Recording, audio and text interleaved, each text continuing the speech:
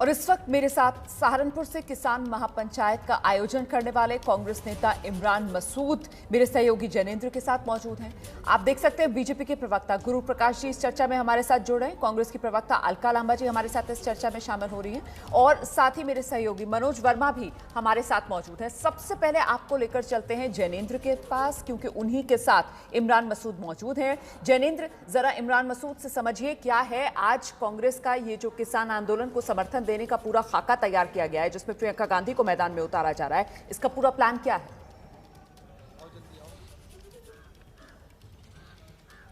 जी हाँ, बिल्कुल रोमाना, मैं सीधे इमरान मसूद साहब के पास आपको लेकर चलता हूँ। इमरान साहब, आपके सहारनपुर में एक बड़ा किसान पंचायत और उसके जरिए अभियान की शुरुआत जय जवान जय किसान जो कांग्रेस शुरू कर रही है, क्या पूरा खाका आज का रहने वाला है?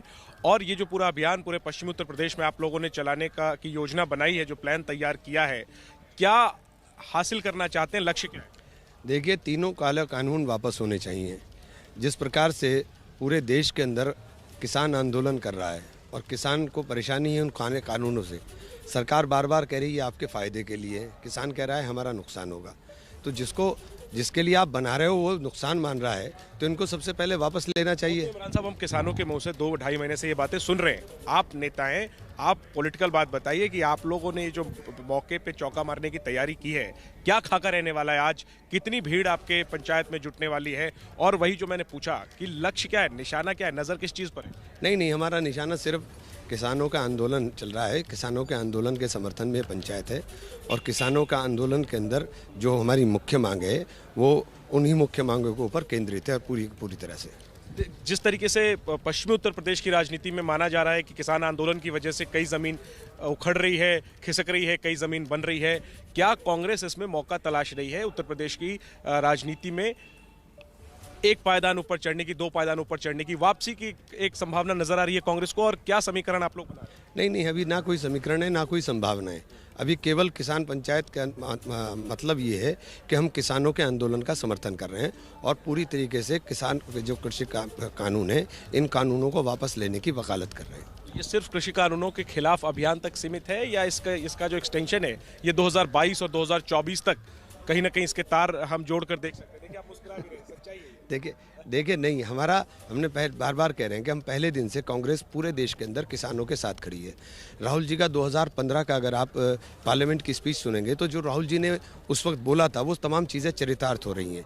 तो हमें दिखाई दे रहा है कि देश के अंदर जो माहौल बना हुआ है, जिस प्रकार से देश के अंदर एक नैरेटिव बना दिया कि जो मोदी जी करें वही सही है, बाकी सब गलत है। मोदी जी लोकतांत्रिक देश के अंदर प्रधानमंत्री हैं और लोगों की बात को सुनना उनको चाहिए कि लोग परेशान हैं। 150 से ज़्यादा लोग शहीद हो चुके हैं, इतना दिन तक बैठे हुए हैं, जिनके लिए आप कानून बना रहे हो वही परेशान है, तो फिर आप कानून के क्या मतलब? तो किसानों का आंदोलन तो चल ही रहा है। जी रोमाना, तो लेकिन साथ में देख रहे हैं खासतौर मतलब पर पश्चिमी उत्तर प्रदेश में जो ये कह रहे हैं जैनेंद्र, जो कह रहे हैं इमरान मसूद, तो क्या माना जाए? मतलब ये मोदी विरोध के नाम पर ये विरोध किया जा रहा है, क्योंकि कुल मिलाकर यही बातें तमाम किसानों के लिए कृषि कानून में सुधार लाकर तो कांग्रेस भी कहा करती थी, उसके मैनिफेस्टो का भी ये सब हिस्सा होता था। तो अभी क्योंकि मोदी सरकार ने कर दिया है और कांग्रेस को मोदी विरोध करना है, इसीलिए इन कानूनों का विरोध।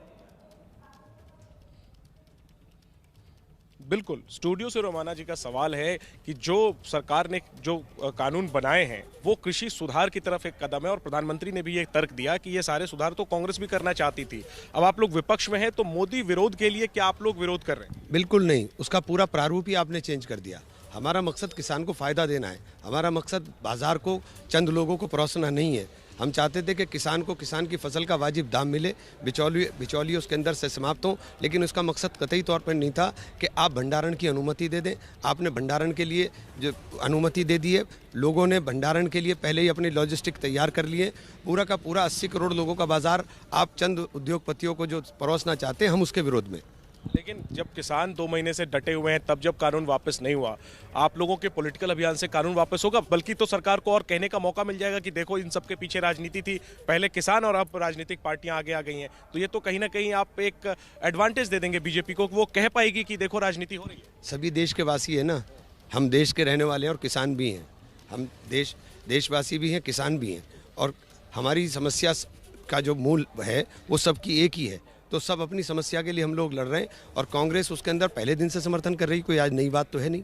होड़ में आप लोग आगे निकलेंगे क्योंकि आरएलडी भी पंचायत का आयोजन कर रही है, अखिलेश यादव भी सक्रिय है, अब आज से आप लोग भी शुरू कर रहे हैं, रामपुर आई प्रियंका गांधी, तो ये जो होड़ शुरू हुई है उसमें कांग्रेस आगे जाए इसके लिए क्या अलग से प्लान है? हमारी कोई होड़ ही नहीं है, हमारी कोई होड़ नहीं है। हमारे अंदर दर्द है किसान का, हम केवल किसान के दर्द को बयान कर रहे हैं, उसके अलावा कुछ नहीं है। सिर्फ लिए आ रही होती प्रियंका गांधी, वो मंदिर भी जा रही हैं, वो मजार भी जा रही हैं, जाहिर सी बात है सर, इसको आप माने या न माने, ये तो विधानसभा चुनाव की तरफ रास्ता देख रहे हैं। नहीं, प्रियंका जी का तो आने का कार्यक्रम मंदिर पर ही था, लेकिन चूंकि पंचायत हो रही तो पंचायत में भी आ जाएंगी। प्रियंका जी पंचायत की वजह से नहीं है, प्रियंका जी को तो मंदिर में ही जाने का कार्यक्रम था। और रोमाना एक आखिरी में मैं एक अपडेट कर दूं, बताया जा रहा है कि प्रशासन की तरफ से सहारनपुर में धारा 144 लगा दी गई है। इमरान मसूद मेरे साथ है, पूछ लेते हैं, ये प्रशासन की तरफ से 144 लगा दी गई है, क्या आप लोगों ने इजाजत ली है महापंचायत की, और नहीं तो फिर क्या एक टकराव को आप आमंत्रित नहीं कर रहे कि प्रशासन इजाजत नहीं दे रहा और आप पंचायत आयोजित कर रहे हैं? क्या केवल बीजेपी को अपनी बात कहने का अधिकार है? बीजेपी के कार्यक्रम होंगे, सबको आप अनुमति दोगे। हमने इजाज़त मांगी थी सहारनपुर में, हमें कह दिया गया सहारनपुर में 144 लागू है, अब कार्यक्रम की अनुमति नहीं देंगे। हमने कार्यक्रम उठाकर सहारनपुर से गांव के अंदर कर दिया, हमने पंचायत गांव में कर दी। आपने जब हमारी पूरी पंचायत हो गई, तैयारी हो गई, आपने रात को 12 बजे एक आदेश जारी कर दिया कि धारा 144 लागू है। ऐसी क्या इमरजेंसी आ गई? आपको क्या लगता है क्या इमरजेंसी आ गई? नहीं, ऐसी क्या इमरजेंसी आ गई? तो आप लोगों की बोलने की आज़ादी के ऊपर पाबंदी क्यों लगाना चाहते हैं? मतलब न तड़पने की इजाजत है, न फरियाद की, घुट के मर जाएं, ये मर्जी है सरकार की। मतलब हमें बोलने भी नहीं देंगे, हमें हमारी आवाज भी नहीं चाहिए कि भाई पहले आयोजन से परमिशन लेना तो जरूरी है ना। अगर गांव में शिफ्ट कर रहे थे तो क्या उसके लिए परमिशन नहीं लेंगे प्रशासन से? महात्मा गांधी के बताए हुए रास्ते पे चलते हैं। आप ये कहकर तो नहीं बचा जा सकता है ना कि हमने शिफ्ट कर दी गांव में, तो रात को 12 बजे इस तरीके का ऑर्डर निकाल दिया गया प्रशासन की तरफ से। जब गांव में शिफ्ट कर रहे थे तब भी तो प्रशासन से इजाजत लेनी होगी, या ये चाहते हैं कि टकराव की स्थिति बने?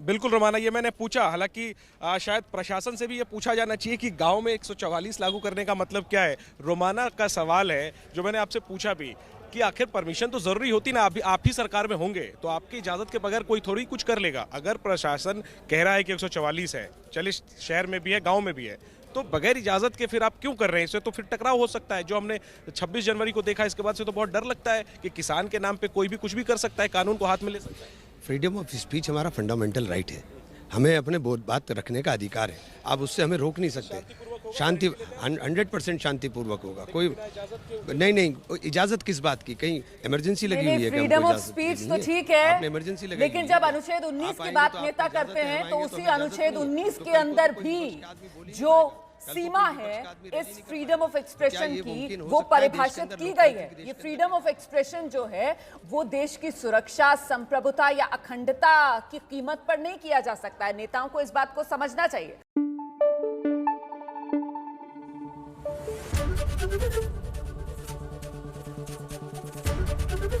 एबीपी न्यूज आपको रखे आगे।